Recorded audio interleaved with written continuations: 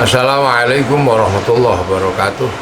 Bismillah, alhamdulillah, wassalatu wassalamu ala rasulillah Sayyidina Muhammad ibn Abdillah wa ala alihi wa ashabihi wa azwajihi wa dhurriyyatihi wa ahli baitihi wa man tabi'ahum bi ihsan ila yaumil qiyamah. Para alim, para ulama, para habaib, wabil khusus jajaran mustasyar, jajaran syuriah, jajaran Tanfidiyah dan seluruh Banom di PCNU Jakarta Selatan, warga masyarakat Jakarta Selatan, khususnya umumnya masyarakat Jakarta dan Indonesia, dan seluruh kaum muslimin dimanapun berada, yang semoga selalu diberkati oleh Allah Subhanahu wa Ta'ala. Alhamdulillah, kita ini barengi bulan Maulid, juga barengi hari santri. Barengi Maulid dan barengi santri ini adalah keberkahan yang luar biasa. Artinya bahwa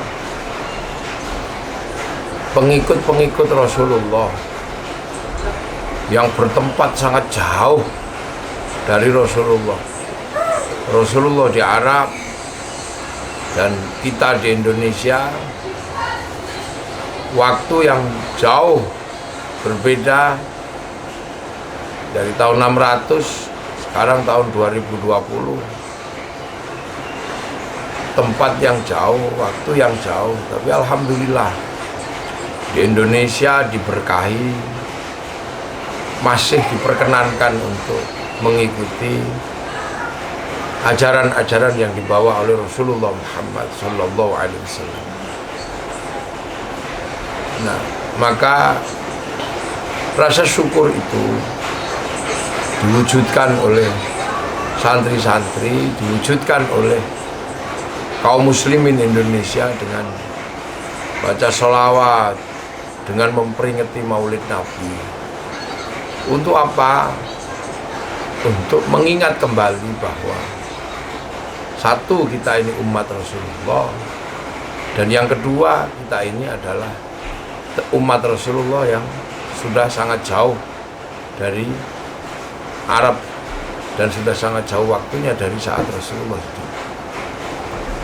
Kesadaran ini perlu dibangun dan harus terus dipupuk. Untuk apa? Agar orang sadar diri, agar orang sadar pangkat, bahwa pengikut Rasulullah itu seiring perkembangan waktu itu ada urut-urutannya. Yang diajari Rasulullah itu orang Makkah yang langsung ketemu Rasulullah. Nah, orang-orang ini disebut sahabat. Makanya sahabat itu namanya Abu Bakar, Umar, Utsman. Nggak ada sahabat itu yang namanya Joni itu. Itu karena apa? Generasi pertama di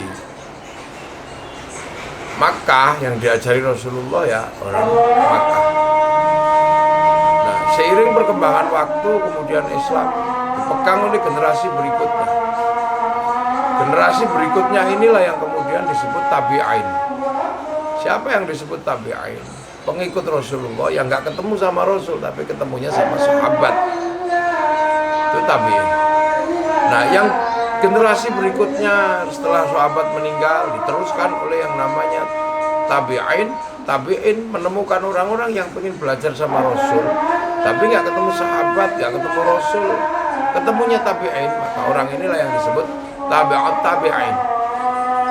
Nah, generasi ini membawa misi Islam dan alhamdulillah semakin jauh keluar dari jazirah. Akhirnya orang-orang ini menemukan orang-orang yang belajar agama Islam.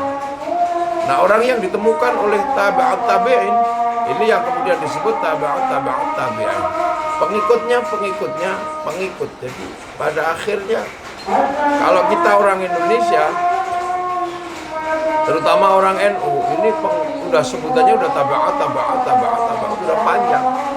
Karena kita ini hidup menemukan Islam itu sudah bukan di era sahabat, sudah bukan di era tabi'in, sudah bukan di era tabi'un, tapi di eranya para ulama. Jadi kita menemukan ajaran ini sudah Islam di tangan para ulama. Sudah di ruang al-ulama warasatul anbiya. Makanya dengan peringatan-peringatan seperti ini kita akan sadar bahwa kita ini pengikut Rasulullah yang hidup di zaman para ulama. Ya artinya sosiologinya berbeda, antropologinya berbeda, dan geografinya berbeda. Makanya pengikutnya Rasulullah namanya sahabat. Di sini bisa berubah, pengikut Rasulullah ada yang namanya ulama, dan bahkan kemudian ada yang disebut kiai. Dan kiai punya pengikut disebut santri. Apakah ini menyalahi aturan? Sama sekali tidak. Jadi tidak ada yang menyalahi aturan. Karena apa? Islam sebagai sebuah ajaran masih utuh dipegang oleh santri. Hanya sebutannya aja berubah. Nah inilah yang namanya ahli sunnah wal jamaah. Jadi ahli sunnah wal jamaah itu juga mengingatkan kita pada urutan-urutan, mengingatkan kita pada kurun-kurun di mana Islam itu berjalan melintasi jazirah Arab, keluar dari Arab untuk menembus yang namanya Islam rahmatal lil alamin. Jadi tugasnya Rasulullah wa ma arsalnaka illa rahmatal lil alamin. Nah ajaran Rasulullah ini yang kemudian dijadikan rahmatal lil alamin dibawa oleh para ulama yang salah satunya masuk ke Indonesia, kemudian di sini disebarkan oleh para ulama yang punya pengikut namanya santri. Nah, dalam terminologi ittiba maka kita ini sudah tabiat sudah sangat panjang sekali. Contoh misalnya dari Kiai Hasyim Asy'ari. Kiai Hasyim Asy'ari ini mengittiba sama Kiai Asy'ari, Kiai Soleh, Kiai Khalil. Kiai Asy'ari sendiri ittiba sama Kiai Khairan, gurunya. Kiai Khairan ittiba sama Kiai Abdul Wahid. Ittiba sama gurunya Kiai Abdul Halim, ittiba sama gurunya Kiai Sufyan, ittiba sama gurunya yang namanya Kiai Jabbar, ittiba sama gurunya Kiai Abdul Halim, Kiai Abdul Rahman Lasem, ittiba sama gurunya Mbak Abdul Halim Benowo, ittiba sama gurunya namanya Sunan Geseng, ittiba sama gurunya namanya Sunan Kalijaga, ittiba sama gurunya Sunan Bonang, ittiba sama gurunya Sunan Ampel, ittiba sama gurunya Mbak Ibrahim Asmoro Kondi, ittiba sama gurunya yang namanya Syekh Jumadil Kubro, Said Jamaluddin Al-Husaini Al-Kabir, ittiba Said Muhammad, ittiba Said Ahmad Jalaluddin Campa, ittiba sama gurunya Said Abdul Malik, ittiba sama gurunya Said Alawi Ambil Faqih, ittiba gurunya Said Ahmad Syakib Mirbat, ittiba sama gurunya yang namanya Said Ali Khalid Qasam, ittiba sama gurunya Said Alwi, ittiba gurunya Said Muhammad, ittiba gurunya Said Alwi, ittiba gurunya Said Ubaidillah, ittiba gurunya Said Ahmad Al-Muhajir, ittiba gurunya Said Aisyah, ittiba gurunya Said Muhammad, ittiba gurunya Said Ali Uraidi, ittiba gurunya Said Ja'far Shadiq, ittiba gurunya Said Bakir, ittiba gurunya Said Ali Zainal Abidin, ittiba gurunya Sayyidina Hasan Husain, ittiba orang tuanya sendiri sekaligus gurunya Sayyidina Ali, dan ini yang ittiba langsung diajari sama Rasulullah Muhammad SAW. Nah, ada kesadaran ruang dan waktu. Nah, inilah namanya kesadaran ahli sunnah wal jamaah. Makanya santri tidak pernah kemudian membayangkan menjadi seorang sahabat. Sahabat itu generasi terbaik, ilmunya masih komplit. Kemudian ilmu Nabi di zaman sahabat mulai dikodifikasi, Quran mulai dibukukan di zaman Sayyidina Umar. Setelah itu kemudian hadis-hadis mulai dikumpulkan. Lahirlah ulama-ulama hadis, lahirlah ulama-ulama madhab. Nah akhirnya yang pintar sudah nggak semakin banyak. Selebihnya adalah mengikuti mujtahid, mengikuti muhaddis. Seiring perjalanan waktu, sampailah kita misalnya di Indonesia, kita bermadhab. Karena kemampuan kita sudah tidak bisa lagi punya kemampuan untuk menggali di sumber dasar awal. Karena kita bukan sahabat, maka kita berpegangan pada ulama-ulama madhab, yang ulama madhab berpegang pada athar sahabah. Nah, cara-cara seperti ini, kemudian bagi yang tidak bisa menggali ilmu secara komplit, maka kemudian orang-orang ini bisa kemudian mengikuti, ittiba, mengikuti. Nah, mengikuti itu dalam bahasa hukum fikih namanya taklid. Makanya kita ini bisa mengikuti, bisa taklid. Sehingga kemudian syariat bisa berjalan. Yang pinter-pinter bermadhab, yang ilmunya kurang taklid. Nah, ini adalah sebuah jalan dari Rasulullah sampai ke umat yang nanti di akhir zaman. Nah, inilah yang kemudian sering kita sebutkan syariat. Syari, jalan besar yang akan membawa Islam sampai kepada akhir zaman. Nah, bagi yang tidak memahami ini, maka mereka tidak pernah merasa sebagai hidup di zamannya ulama. Makanya pengen menjadi generasi yang terbaik, maka ada gerakan-gerakan pengen kembali ke zaman sahabat, pengen kembali ke zaman Rasulullah. Ya, kalau ada yang begitu ya monggo, tapi santri tidak menggunakan paham yang seperti itu. Santri tetap menggunakan paham bahwa syariat ini harus terus berjalan seiring perkembangan waktu. Yang pinter bermadhab, yang pinter belajar agama secara manhaji, yang tidak punya kemampuan itu silakan bertaklid. Taklid itu dalam bahasa santri biasanya dikenal dengan gandolan sarungi kiai. Saya pernah ditanya, gandolan sarungi kiai itu maknanya apa? Ya, berpegangan kepada sarungi kiai. Sarung sendiri dulu adalah bahasa Arab. Bahasa di mana waktu awal Islam datang pakai jubah nggak bisa dipakai nanam padi, maka kemudian jubahnya dipotong. Nah, potongan jubah itu dinamakan baju syar'un. Lah, orang Jawa dulu nggak punya huruf ain, punyanya monggo bodong, maka syar'un jadi sarung. Nah, inilah konsekuensi sampai akhirnya kemudian Islam akan terus berjalan. Nah, persoalannya adalah apakah kita kemudian akan melakukan beberapa lompatan historis, lompatan metodologis ketika kemudian mau mengikuti Rasulullah? Apakah kita harus mengikuti lompatan zaman, lompatan waktu di mana kita kembali ke zaman Rasul dan selalu berpegangan dari sesuatu yang ada di zaman itu iya, tapi yang sifatnya makhdhah. Sifatnya makhdhah adalah sifatnya ibadah yang sudah ditentukan oleh Allah. Contoh sholat, ya sholat harus tetap sama seperti dulu, tapi cara manggil orang sholat dan tempat sholatnya berbeda. Kalau di sini, ya di tempat saya misalnya sholat duhur mestinya 11:30, bisa 11:30. Karena apa? Menunggu yang lain masih di pasar. Di zaman Rasul, orang haji ya langsung ke Mekah. Hajinya sampai sekarang masih sama. Tapi orang sini kalau haji ke alun-alun kabupatennya masing-masing dulu. Untuk apa? Manasik haji. Itu yang tidak ada. Kemudian bulan puasa, dari dulu juga sama. Tapi orang tidak bisa membayangkan puasa seperti di Mekah sana. Kalau di sini ada ngabuburitnya, ada halal bihalalnya. Itu. Nah, ini kan menandakan bahwa ada ruang dan waktu yang diperbolehkan untuk mengarahkan kita kepada ajaran-ajaran mahdhah. Nah, selagi kesadaran ini dipegang, fa insya Allah muridnya para ulama yang namanya santri akan menjadi pionir. Karena tidak patah oleh zaman. Beberapa patah. Kenapa? Karena tidak diajarkan memahami ruang dan waktu. Begitu dia diajari memahami ruang dan waktu, selalu mengidentikan masyarakat paling ideal ya masyarakat di zaman Rasul dan di zaman sahabat.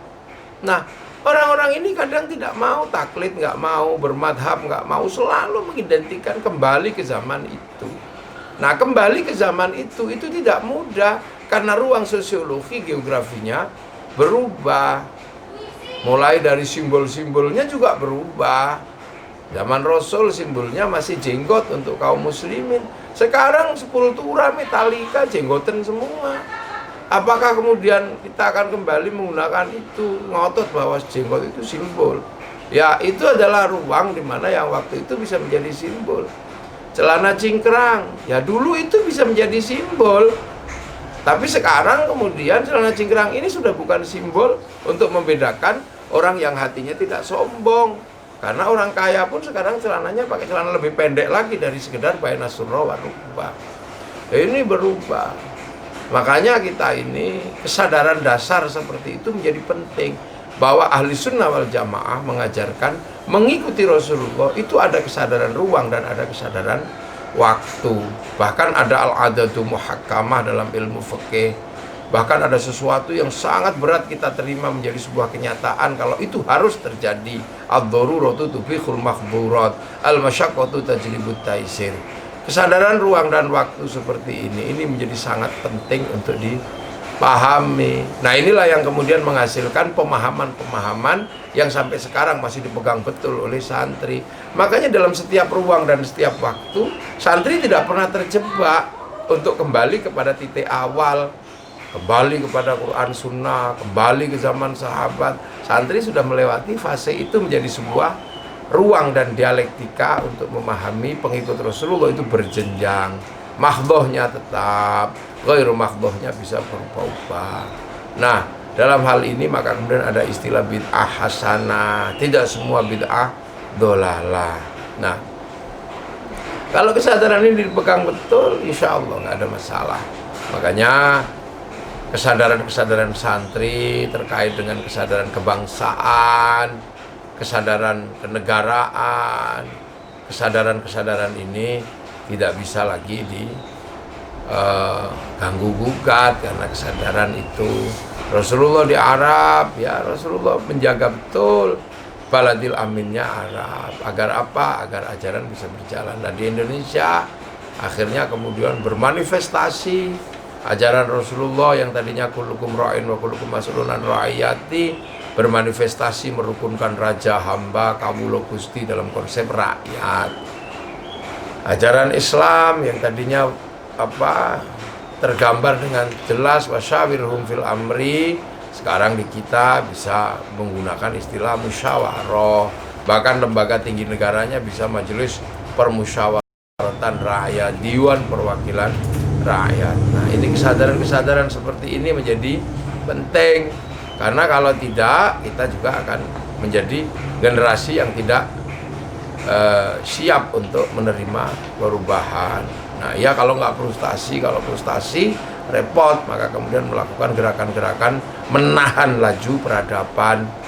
Ini yang luar biasa berat yang dialami orang-orang yang mencoba menahan laju peradaban dengan tetap menggunakan peradaban yang semakin tidak kontekstual, akhirnya emosi, gak bisa nahan, akhirnya marah, dan kemarahan itu melahirkan gerakan-gerakan destruktif, gerakan-gerakan terorisme, gerakan apa.